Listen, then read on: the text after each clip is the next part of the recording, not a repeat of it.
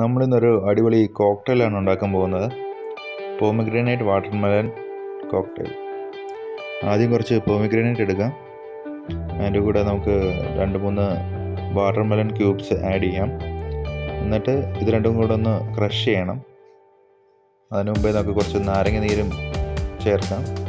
എന്നിട്ട് നമുക്ക് നല്ലോണം ക്രഷ് ചെയ്തെടുക്കാം. നമ്മൾ വിസ്കിയാണ് ഈ കോക്ടെയിൽ ആഡ് ചെയ്യുന്നത്. ഒരു നുള്ള് ഉപ്പ് ചേർത്ത് കൊടുക്കാം.